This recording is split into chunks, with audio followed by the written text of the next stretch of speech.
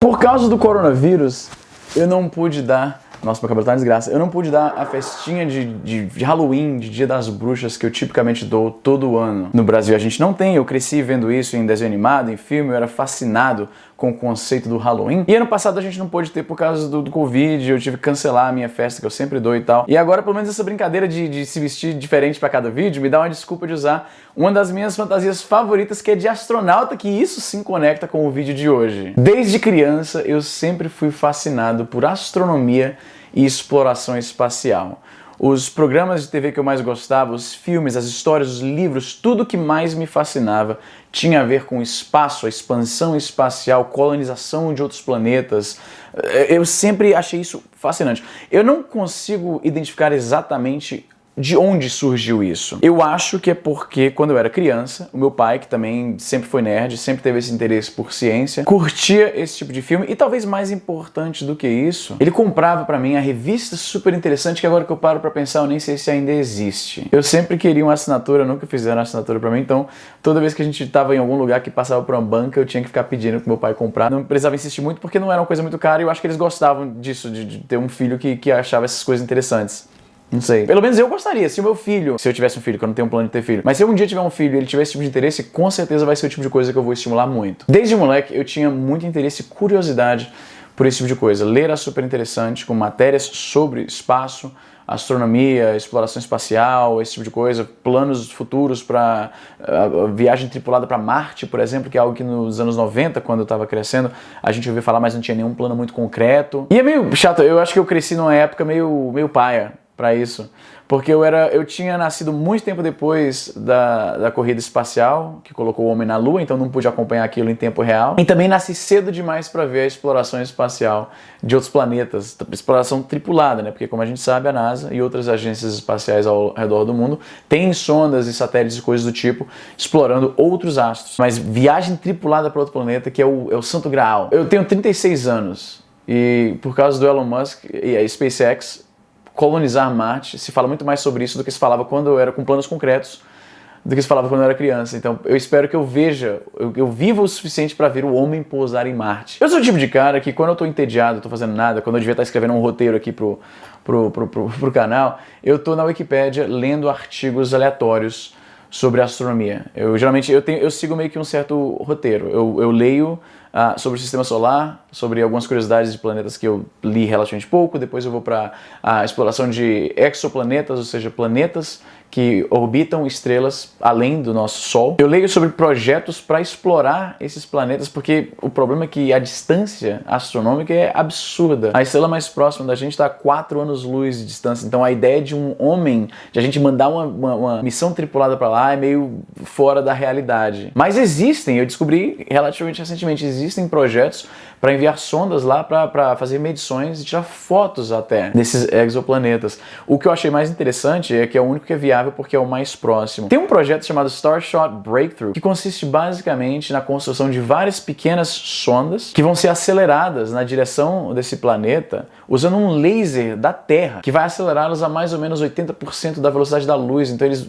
não vão chegar lá tão rápido assim, porque mesmo que estivessem na velocidade da luz ia demorar 4 anos, mas vão chegar lá dentro do período de tempo de uma vida humana. Então, tipo, de repente a gente vai ver fotos desses planetas que orbitam essas estrelas mais próximas. Isso eu acho muito fantástico. Eu sempre quis ter um telescópio quando eu era criança, e telescópio é coisa cara, então infelizmente eu nunca tive. E agora eu moro pela primeira vez num local onde eu tenho um quintal. Então no verão, não agora que tá tudo coberto de neve, mas no verão, eu vou poder sentar lá no quintal com um telescópio, usando o aplicativo no iPad para, né, encontrar os astros que eu quero observar, e ficar vendo e tirando foto. Eu tô muito empolgado para isso. Comecei a ver preço de telescópio e caralho. Uma coisa que eu penso é que, na verdade, eu acho que todo ser humano acha a astronomia muito interessante.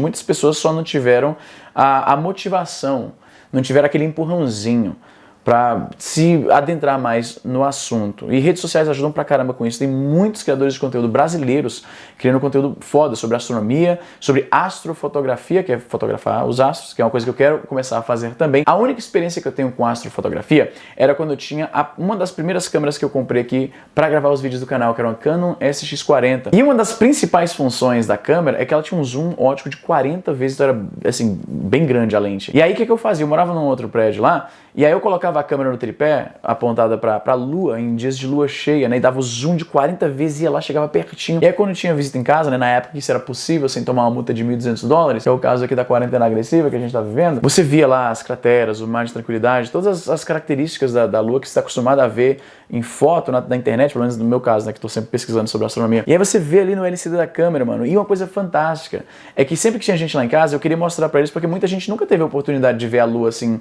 digamos, em pessoa, com um zoom de uma câmera e tal, e eu sempre esperava a reação deles. Eles estão olhando lá a lua no LCDzinho e tudo, de repente alguém falava, mano, ela tá se mexendo, porque você via, o zoom é tão potente e enche o frame com a lua, que você notava a lua mexendo no frame, cara, assim, devagarzinho, mas ela tá saindo. E aí depois de um tempo eu tinha que ajustar o tripé pra acompanhar. Era impressionante. Todo mundo que eu mostrava isso falava, caralho, ela tá se mexendo. E aí logo em seguida parece que sem que eu precisasse explicar, o cara, não, mas é óbvio, ela tá girando ao redor da Terra, ela orbitando a Terra e tal. E era interessante essa desconexão em saber, né, instintivamente, que é óbvio que a Lua orbita, e ver de fato com seus próprios olhos que tá lá, ela tá se mexendo no frame e tal. Geralmente os meus amigos não têm o mesmo interesse em astronomia que eu, e aí eu adicionava. Então, curiosamente, o motivo pelo qual a gente só vê um lado da Lua, e eu leio muito em inglês, então eu posso estar usando os termos técnicos errados em português. Eu não sei se o termo para isso é ressonância, me corrijam se estiver errado, os brothers da astronomia me corrijam se estiver errado. Mas basicamente a Lua, ela dá um giro ao redor dela mesma, ao mesmo tempo que ela gira ao redor da Terra. Então ela está girando e mostrando sempre a mesma face pra gente. É por isso que, vista da Terra, a Lua sempre vai ter a mesma aparência, o que não é o caso de outros astros que a gente observa com telescópios. E quando você fala isso, as pessoas ficam, ah, que interessante, eu não sabia. Acontece algo parecido com satélites que estão em órbita geoestacionária, mas não porque eles não estão girando, mas porque eles ficam sempre no mesmo ponto acima da Terra. Porque a Terra está girando e eles estão fazendo aquele movimento de translação na mesma velocidade e eles não saem do mesmo ponto. Isso é interessante, a maioria das pessoas não sabe disso. A maioria das pessoas não sabe, por exemplo, que o planeta Urano, ele gira de lado. Todos os planetas giram assim e ele gira de lado. Assim como a maioria das pessoas não sabe que não é só Saturno entre os planetas do nosso sistema solar que tem anéis. Júpiter também tem, Urano, por exemplo, também tem. E é curioso porque os anéis de Saturno são os mais detalhados, os maiores, os mais impressionantes. E os anéis de Urano, por ele girar, né, deitado, eles estão também orientados daquela forma. E a gente não sabe exatamente por quê que os planetas giram tudo de um jeito, quer dizer, com exceção de Vênus, que gira ao contrário, a gente também não sabe por que Vênus gira ao contrário, e eu acho isso absolutamente fascinante. E é curioso quando você pensa que o sistema solar é o nosso quintal astronômico. O universo, ele é assim, a gente não consegue compreender o quão grande essa porra é, velho. Pra você ter uma noção de como as coisas são gigantes e são tão longe, e as escalas são tão fora do curto período que é uma vida humana. O planeta Plutão, entre ele ser descoberto e ele foi demovido, ele não é mais planeta, né? Ele é considerado um planeta anão, ele não conta como planeta no sistema solar. Ele não completou uma volta inteira ao redor do Sol, porque é uma órbita tão gigantesca. E nisso eu vou lendo, sobre tudo, né? Eu vou lendo sobre o SETI, né? Que é Search for Extraterrestrial Intelligence, a busca por inteligência extraterrestre, que são astrônomos, geralmente radioastrônomos, detectando sinais que vêm de fora, do espaço sideral, para tentar perceber padrões, algum tipo de sinal, né, alguma característica daquele sinal que indique que ele foi gerado artificialmente. Eu leio sobre planos de mega estruturas que são muito fora do que a raça humana é capaz no momento, como, por exemplo, uma esfera Dyson, que é um plano, né, teórico de construir uma mega estrutura ao redor de uma estrela para então capturar toda a energia que aquela estrela está emitindo, que é algo, obviamente, fora.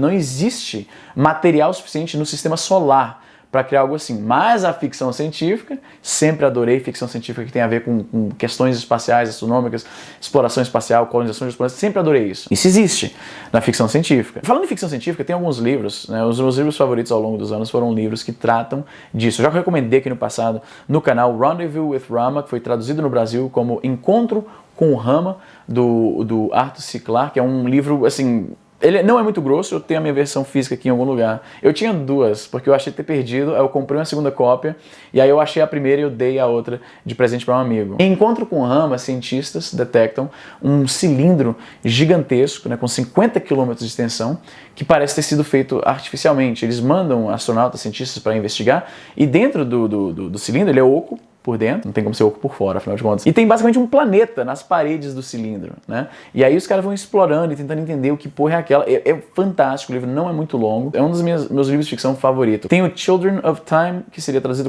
livremente como Crianças do Tempo. Eu tenho certeza que não foi traduzido assim, se é que foi traduzido oficialmente no Brasil, que é um livro sobre cientistas que projetam um vírus que acelera mutações que levam uma criatura a passar por um processo evolutivo. E eles levam esse vírus e uma carga cheia de primatas, né, de macacos, para um planeta, e eles estão planejando colonizar o planeta com macacos, que eles vão acelerar o processo evolutivo para ver como é que, né, o ser humano se desenvolveu e tal. Só que aí a nave do projeto é atacada por fundamentalistas religiosos, explode tudo. A parte lá da missão com o tal vírus cai no planeta, e esse vírus, que acelera a evolução, infecta uma raça nativa ao planeta de aranhas. E aí no futuro, astronautas vão dar uma olhada no que aconteceu, e eles encontram aranhas gigantes inteligentes, e o livro é bem assim, ele é o que eles chamam de hard sci-fi, é uma ficção científica mais séria, mais fundamentada na realidade. Eu tenho seguido, como eu falei, muitos criadores de conteúdo brasileiros que falam sobre astronomia, exploração espacial, ficção científica, astrofotografia. Eu tô achando isso do caralho. É uma excelente pausa de treta política, essa porra toda,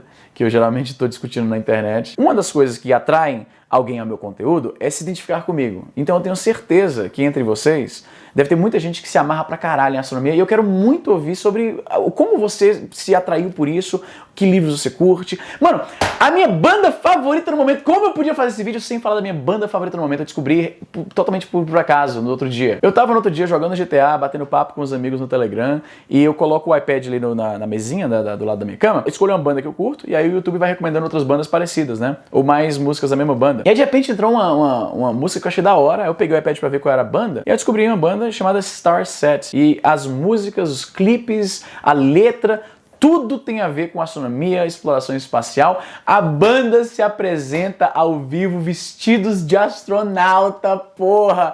Ao longo da minha vida de metaleiro, eu vi todo tipo de metal temático. Eu vi metal de horror, metal inspirado em serial killers, no caso do Marilyn Manson. Tem metal de pirata, tem metal medieval, metal satânico, todo tipo de metal que os caras se vestem a caráter e encarnam aquele personagem. Na gringa chama isso de gimmick, né? Tem gimmick de todo tipo no metal. Eu descobri recentemente uma banda chamada Eskimo Callboy, eu acho que é o nome, que é uma banda que mistura metal, eles são alemãos ou alemães, eu sempre confundo, mano. São da Alemanha, eles misturam metal com aquele Eurodance e clipes que eles ficam fazendo palhaçada, tipo meio Mamonas Assassinas, sabe?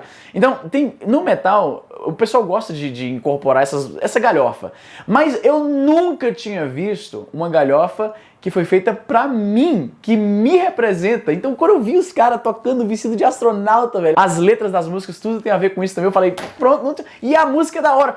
Eu falei isso no Twitter, desde o Linkin Park, com Hybrid Theory, que foi o primeiro álbum deles, eu não tinha conhecido uma banda que eu gostei de todas as músicas, da primeira até a última. E o fato de que eles representam esse amor por astronomia, exploração espacial e ficção científica.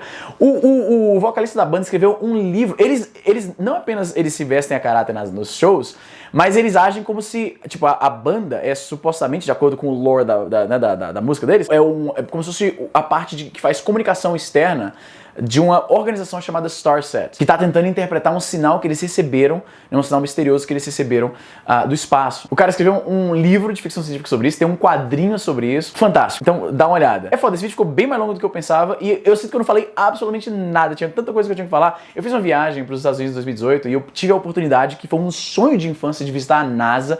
E cara, nessa viagem eu fui em todos os parques da Disney, e eu te falo aqui, eu falei na época e falo aqui de novo, que ir pra NASA foi o que eu achei mais foda. Eu comprei uma jaqueta. Vou mostrar aqui, peraí. Me custou $200, irmão. Caro pra cacete. $200 é uma jaqueta de astronauta, se liga. E pros padrões de roupa que eu geralmente visto, não é o meu padrão. Quem me acompanha no Instagram vê que eu visto geralmente com roupas mais escuras. Eu sempre gostei de vestir de preto e tal. Desde a época que eu era metaleiro adolescente, e isso eu mantive, né? Cortei o cabelo, mas mantive a estética, digamos assim. Isso aqui não é o tipo de jaqueta que eu usaria. Mas, mano, eu tive que comprar, velho. Eu devo ter saído na rua usando isso aqui uma vez, porque realmente não é meu estilo, mas uma jaqueta da NASA, caralho. Como é que eu vejo isso na parada lá e não compro, porra? Então é isso, eu ficando por aqui. Como sempre, me siga no Instagram, Twitter, caralho. Deixa aí seus comentários e até a próxima.